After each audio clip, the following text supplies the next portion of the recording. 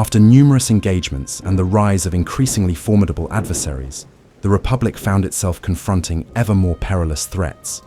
Although the Acclamator was a remarkable vessel, it began to falter in the face of superior size and firepower. The Republic urgently required a fully fledged warship, capable of matching the Separatist fleets, a versatile vessel designed for many purposes. Thus, the Republic created what is arguably the most resplendent ship in its fleet. This vessel was not merely a warship, it was a carrier, a support cruiser, and a flagship. An assemblage of firepower and devastation, it was capable of obliterating everything in its wake. It was the paragon of the Republic's naval prowess. This warship covered in elegance was the Venator.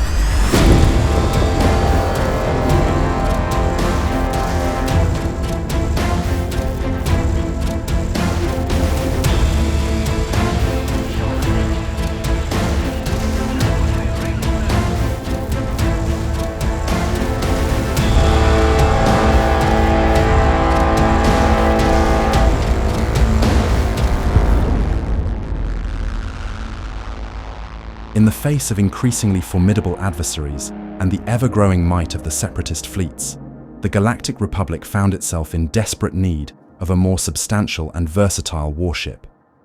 Kuat Drive Yards, renowned for its engineering prowess, returned to the drawing board with a mission to create a multifaceted battleship that could answer the Republic's call to arms.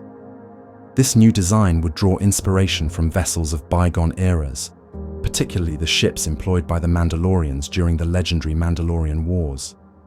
The vessel that emerged from these efforts was designed by the brilliant Lyra Blissex, who envisioned a medium-sized warship capable of performing a multitude of roles with unparalleled efficiency. The result was the Venator-class Star Destroyer, a ship that was nothing short of a masterpiece in naval engineering.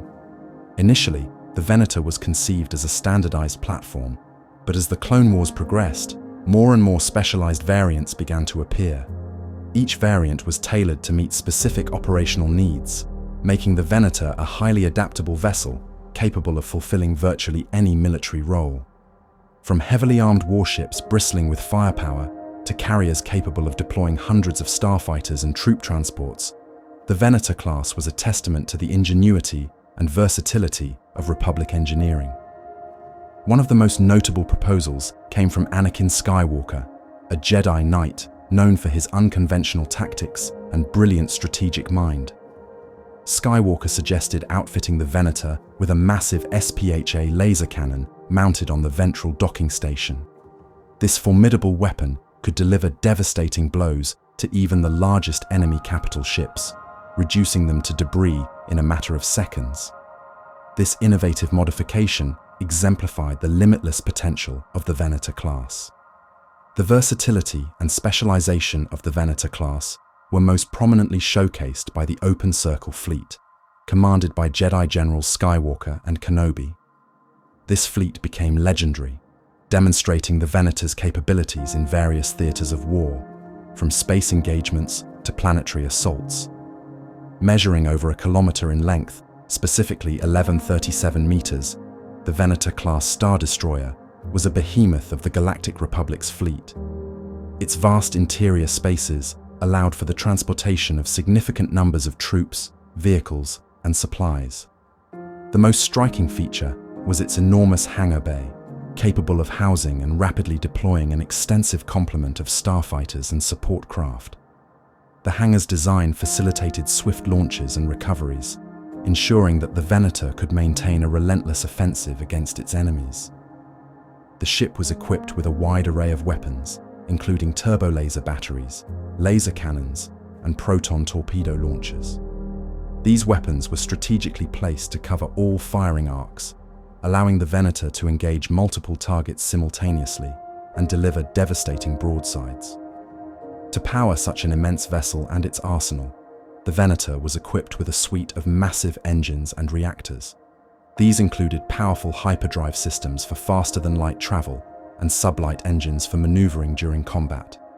The reactors provided the necessary energy to sustain the ship's extensive systems, from life support to weaponry.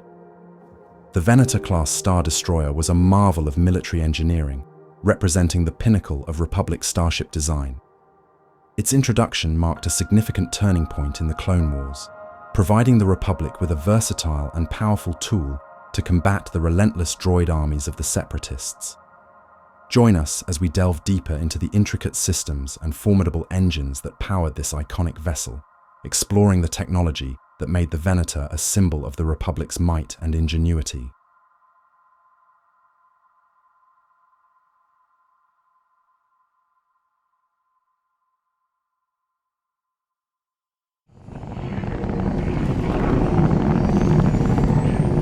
Let's take a closer look at the colossal engine unit first. Unlike its successors, such as the Imperial Star Destroyer, the engines of the Venator were fully exposed, rendering them more vulnerable to enemy fighters. However, this design choice significantly facilitated cooling, repairs, and the arrangement of individual components. The primary visual marvel is the quartet of immense main thrusters, projecting prominently from the ship with an astonishingly high power output, capable of propelling the vessel to atmospheric speeds of up to 975 kilometers per hour, with an effective acceleration of 3000 G. Complementing these are two smaller secondary engines, which aid in speed enhancement, maneuvering, and navigation. The ship's surprising agility, given its massive size, is largely attributed to the four tertiary engines responsible for fine-tuned maneuverability. Noteworthy at the tip of each engine are the electromagnetic plates that can direct each thruster in various directions to steer the vessel with precision. Between the massive engines, a significant section of the ship protrudes from the rear, reminiscent of the acclimator, but markedly more intricate.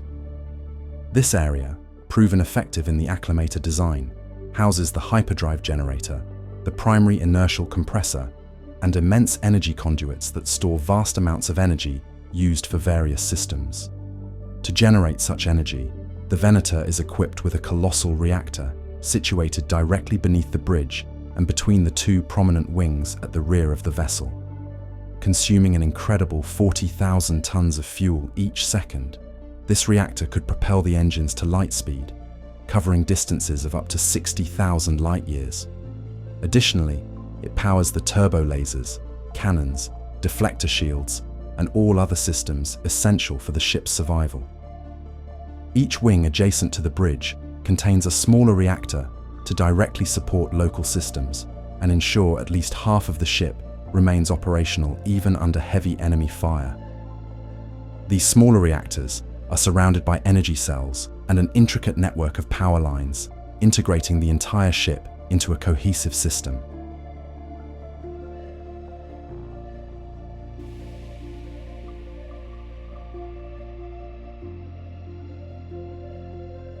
Continuing with the critical systems, the bridge has more to offer. At the pinnacle of each side of the twin bridge is a hyperwave communication and scanner module, facilitating long-range communication and comprehensive battlefield analysis, courtesy of the advanced technology from QAT drive yards. The dual bridge design serves an important purpose. Each side has its distinct function, although, in emergencies, both sides can support each other's roles. The port side is dedicated to the flight control of the entire hangar and nearby fighters, maintaining constant communication with each fighter or transport to coordinate landings, takeoffs, and all related activities. The starboard side, on the other hand, serves as the primary command center for the entire vessel. It oversees navigation, maneuvering, and the monitoring of all vital systems, ensuring the ship remains in optimal condition throughout its mission. Regarding vital systems, the Venator boasts exceptional deflector shield generators distributed across the entire ship, ensuring comprehensive coverage of the hull. To operate these generators, the hull beneath is interlaced with power, cooling, and energy lines emanating from the reactors. The deflector shield generators serve dual purposes. Apart from shielding the ship from enemy fire, they also protect the interior from external hazards, such as radiation and the vacuum of space when the docking bay is fully open. When the hangar bay doors are open, the ship creates a massive atmosphere containment field, generated by shield projectors positioned along the open sides, ensuring the interior remains safe and secure.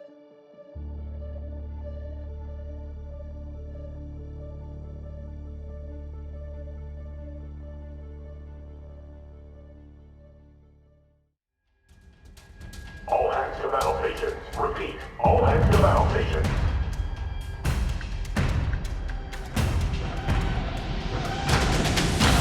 This is not a drill.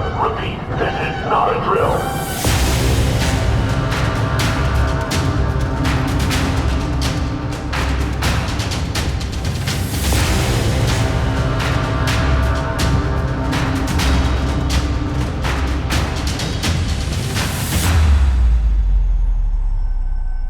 What would a warship of this magnitude be without its formidable armament?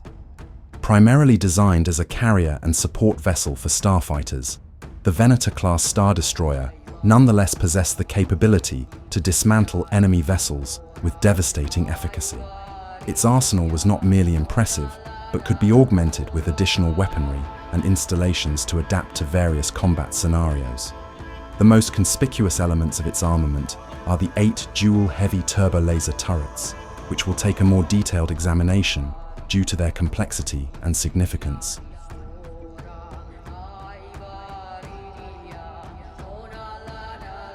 Prominently, the vessel boasts 2 medium-sized dual Turbolaser cannons positioned towards the front, integrated into the trenches on each side. Although these cannons have a limited range of motion, they compensate with substantial firepower, delivering devastating blasts to the hulls of adversaries.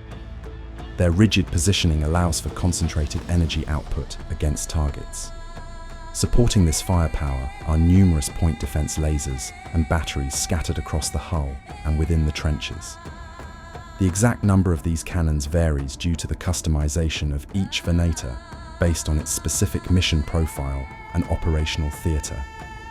Regardless of their number, these cannons can swiftly rotate to focus fire on enemy fighters or bombers, providing effective protection against aerial assaults. Some reports suggest that certain Venator-class vessels were equipped with heavy proton torpedo tubes, delivering powerful strikes against enemy hulls. At the behest of Anakin Skywalker, his flagship was outfitted with a formidable SPHA Turbolaser in the ventral bay. This weapon's efficacy against enemy forces was so profound that it was subsequently installed on all ships within the Open Circle fleet. Tractor beam projectors were strategically placed at the bow of the vessel, enabling the Venator to immobilize enemy ships and render them vulnerable to its arsenal. Now, turning to the colossal dual DBY-827 heavy Turbolaser turrets. 4 of these turrets are positioned on each side of the bridge, slightly recessed into the ship's hull for added protection. This array of 8 powerful turbolasers forms the backbone of the Venator's firepower, projecting an image of sheer destructive potential toward enemy lines. Each turret operates as a self-contained unit with its vital systems and logistics. Given the impressive size of these turrets, it is unsurprising how much power is required to operate them. Directly connected to the main reactor, substantial energy lines run beneath the turrets, supplying sufficient power to support up to 7 different blast intensities, ensuring a range of combat needs are met. These turrets are capable of rotating to concentrate fire in a specific direction.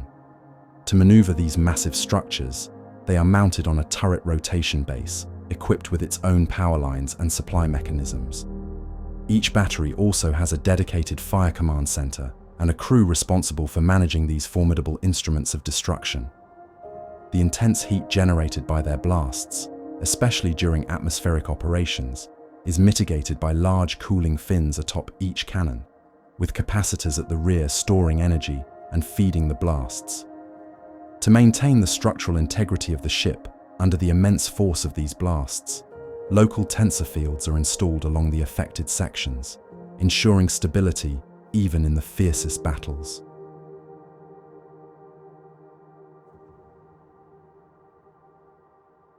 The Venator's most significant armament, however, is its fighter arsenal. In its carrier configuration, the Venator can accommodate up to 420 fighters with varying loadouts, including V-wings and V-19 Torrent starfighters. Additionally, the Venator can transport a vast array of troop carriers and ground vehicles. Depending on the mission, it can carry between 20 and 40 LAAT gunships, several ATTEs, and other walkers essential for operations.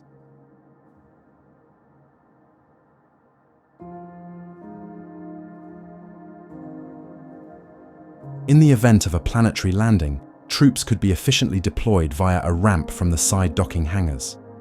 If a direct landing on a planet was not feasible, transport ships like the LAAT would be rapidly deployed through the main hangar bays, the ventral bay, or the side hangar bays. This versatility in deployment options ensured that the entire hangar could be emptied within a remarkably short period, allowing the ship to react swiftly to evolving battlefield conditions. To maintain meticulous control over this potentially chaotic release of fighters and ships, the control room was strategically positioned at the very beginning of the expansive, runway-like hangar bay. From this vantage point, the control room personnel could oversee the entirety of all deploying forces, ensuring seamless coordination and efficient management of resources. This strategic placement provided a commanding view and superior control, crucial for maintaining order during large-scale deployments. Among the various Star Destroyers, the Venator stands out as one of the most recognizable vessels. Its dagger-like silhouette is elegantly interrupted along the edges, broadening into triangular wings at the rear. The only constant feature is the imposing engines and hyperdrive module at its center, protruding from the back like a shark's fin, lending the ship a predatory allure. This design exudes an elegance that almost belies its formidable nature as a powerful war machine. As you gaze toward the rear, the twin bridges take center stage, flanked by two prominent notches on either side. These distinctive elements give the Venator its unique identity among the fleet of Star Destroyers. Tracing the hull, you'll notice it narrows as you approach the front of the vessel. Spanning over a kilometer, this length is adorned with trenches, structures, and countless windowless openings, all shielded by atmosphere containment fields. While seemingly innocuous at first glance, this exterior conceals a myriad of hidden cannons. As you reach the forefront of the ship, you'll find yourself gazing up at the majestic twin bridges, looming above the battlefield, and instilling a sense of pride and dominance within the Republic Navy.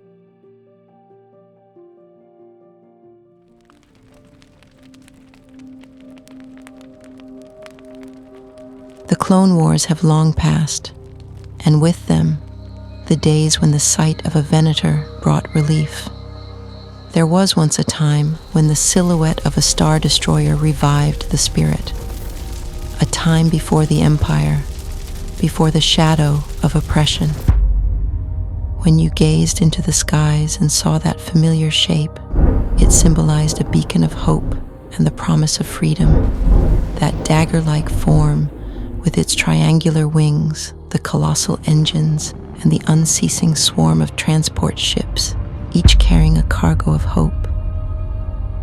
Those times may have faded into memory, but their legacy lingers in our hearts, forever tinged with despair and sorrow.